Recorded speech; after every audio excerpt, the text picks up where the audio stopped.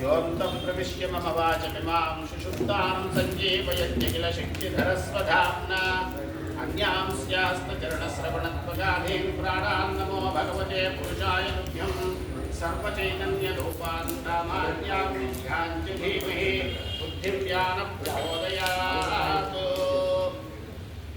మనం ఈవేళ 66వ చండీ హోమం చేస్తున్నాం. ఈవేళ మనం ఈ చండీ హోమం మొదలుపెట్టి ఈవేళ శ్రావణ మాసానికి 66 చండీ హోమాలు అయ్యాయి. ఇందులో అంటే చండీ సప్తశతిలో అమ్మవారి సప్తశతిలో ఏభి సమారాధయతో త్రిభిర్వర్షై యథాత్మనో పరిదుష్ట జగద్ధాత్రి ప్రత్యక్షం ప్రాహచండి. కానీ ఒక వైశ్యుడు మనం ప్రతి నెల మనం కథ చెప్పుకునే దాంట్లో ఒక వైశ్యుడు, అలాగే ఒక రాజు, రాజ్యాన్ని పోగొట్టుకుని రాజు, వ్యాపారాన్ని పోగొట్టుకుని వైశ్యుడు ఇద్దరు కూడా ఒక అడవిలోకి వచ్చేస్తారు. అడవిలో మార్కండేయ మహాముని దగ్గరికి వచ్చిన తర్వాత ఆ మార్కండేయ ముని దగ్గర అమ్మవారి యొక్క చరిత్రను తెలుసుకుని వాళ్ళు అక్కడి నుంచి ఏం చేస్తారంటే నిరాహారో యథాహారో తన్మనస్కౌ సమాహిత అంటే కొంత తిని తినక ఉపవాసం ఉండి, అంటే తిని తినక అంటే ఎలాగండి అంటే శరీరం నిలబెట్టుకోవడానికి మాత్రమే భోజనం చేస్తూ కందమూలాలు తింటూ అమ్మవారిని ఉపాసన చేసిన వాళ్ళే ఈ విధంగా 3 సంవత్సరాలు చేస్తారట. 3 సంవత్సరాలు చేస్తే అమ్మవారు ప్రత్యక్షం అవుతుంది. ప్రత్యక్షమై నీకేం కావాలి అని అడిగి వాళ్ళ యొక్క కోరికలు తీరుస్తుంది అని చెప్పి పడింది. సరే, ఈ మాటలు నేను ప్రమాణంగా తీసుకుని 3 సంవత్సరాలకు ఒకసారి మనం శతచండీ హోమం చేసుకుందాము. చండీ హోమం మొదలుపెట్టిన తర్వాత అనుకున్నాం. మొదట 36 హోమాలు అయిన తర్వాత మొదటి చండీ హోమం మీరందరూ కూడా ఇందులో చాలామంది పాల్గొన్న వాళ్ళు ఉన్నారు. రామాలయంలో దరిదాపుగా ఒక 15 లక్షల రూపాయలు ఖర్చు పెట్టి మొదటి చండీ హోమాన్ని మనం చేశాము. చాలా చక్కగా అందరూ కూడా ఈ చండీ హోమం మొదలుపెట్టిన దగ్గర నుంచి అందరూ మేము గురువుగారు మేము అభివృద్ధి చెందామని అందరూ కూడా చెబుతున్నారు. అలాగే 36 హోమాలు అయిన తర్వాత మళ్ళీ మంచి రోజు చూసుకుని మళ్ళీ రెండోసారి హోమాలు మొదలుపెట్టడం జరిగింది.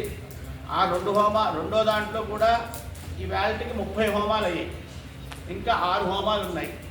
కాబట్టి ఈ 6 హోమాలు పూర్తి చేసుకుని మనం కిందసారి కూడా ఏం చేసామంటే 35 హోమాలు అయిన తర్వాత శతచండీ యాగం చేసి మళ్ళీ ఇక్కడికే వచ్చి ఇక్కడ మళ్ళీ 36వ హోమం పూర్తి చేసుకున్నాం. అలాగే ఈసారి కూడా ఈ 30వ హోమం నుంచి 36వ హోమం మధ్యలో అందరికీ అనుకూలమైన పరిస్థితుల్లో ఏ రోజులైతే ఉంటాయో అందరితోనూ ఒకసారి చర్చించుకుని మనం మాట్లాడుకుని చక్కగా అలాగే శతచండీ హోమం చేసుకోవాలి.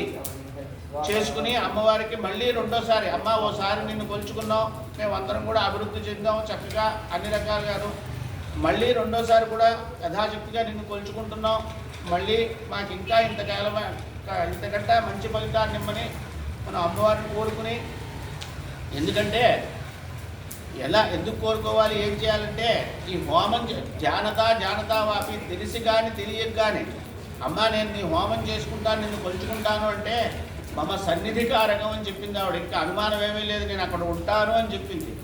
అలాగే దదాతి విత్తం పుత్రాంశ్చ మతిం ధర్మే గతిం శుభాం. దదాతి నేను ఇస్తాను, ఏంటి విత్తం డబ్బు, పుత్రాంశ్చ సంపద, మతిం మంచి ఆలోచన, గత్యం ఎదరికి పెడితే మంచి సద్బుద్ధి చక్కటి మార్గం ఇవన్నీ కూడా ఇస్తానని అమ్మవారు చెప్పింది. కాబట్టి ఒకసారి కొలుచుకున్నాం చక్కగా ఆ పండు అందరం కూడా తిన్నాం.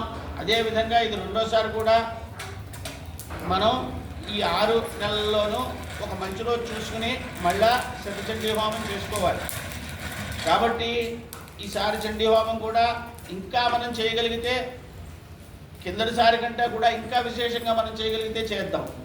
కాబట్టి అంటే ఇది ఎందుకు చెబుతున్నారు అంటే మీరందరూ కూడా ఇక్కడి నుంచి మీరు మీ బంధువులు మీకు తెలిసిన వాళ్ళందరికీ కూడా ఇలా చేస్తున్నాము, ఇది ఇలా జరుగుతోంది అని, పైగా కిందటిసారి అయిన తర్వాత దీనికి కొంతమంది మిత్రులందరూ ఏం చేశారంటే గురువుగారు దీనికి ఒక ఏదైనా బ్యాంక్ అకౌంట్ పెడితే మేము డబ్బులు దాంట్లో వేయడానికి ఉంటుంది కదా, దీనికంటే కామేశ్వరి వేదిక్ సర్వీసెస్ అని చెప్పి అమ్మవారి పేరున వచ్చే ప్రతి రూపాయి అందులో పెట్టడం, అందులో ఖర్చు పెట్టడం చేస్తూ మనం వేశాం. కాబట్టి చక్కగా మీ వంతు మీరు చెయ్యగలిగిన ధన సహాయం చేస్తూ దాంతోపాటు సమానంగా ధన సహాయంతో పాటు మీరందరూ కూడా మీ యొక్క శ్రమని కూడా మాకు సహాయం చేసి అంటే అక్కడ మనం శతచండీ యాగం చేస్తామంటే ఈ వేళలా కాదు, అక్కడ చాలామంది బ్రాహ్మణులు వస్తారు.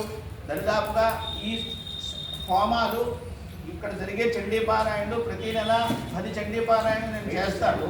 10 చండీపారాయణ చేసిన తర్వాత ఒక హోమం పుడుతుంది. ఆ హోమం పుట్టింది మనం ఇక్కడ చేస్తాం.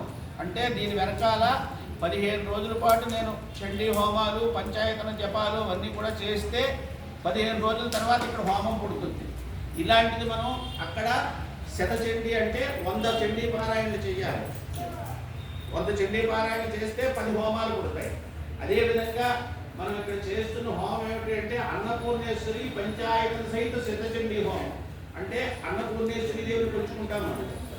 అలాగే పంచాయతనం విష్ణువు, ఆదిత్యుడు, గణపతి, అంబిక ఈ 5గురిని కూడా నేను ఇంతకు ముందు కూడా చెప్పడం జరిగింది.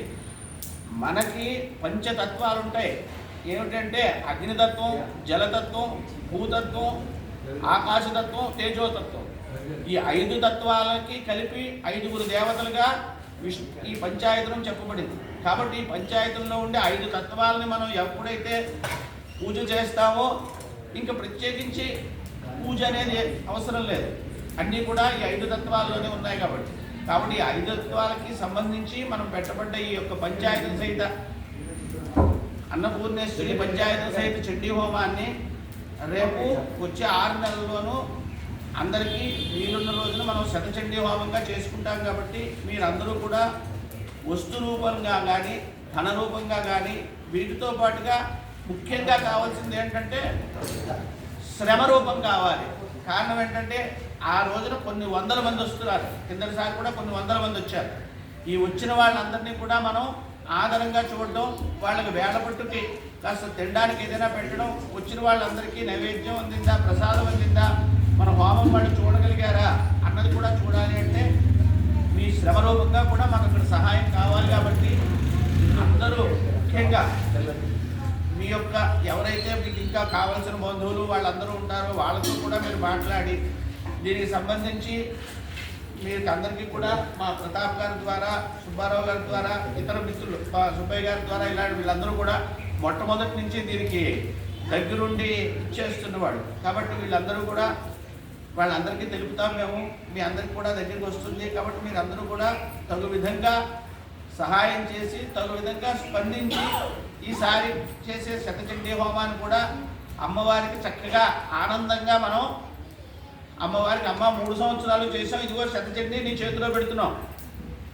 నీకు చేయవలసిన శతచండీ చేతిలో పెట్టేస్తున్నాం, ఏవి సమారాధయతో 3 వర్షాలు 3 సంవత్సరాలు కాబట్టి నువ్వు మాకు ఇవ్వాల్సిన ఫలితాన్ని నువ్వు ఇచ్చేసేయమ్మా అని చెప్పి మనం కోరుకోవాలి.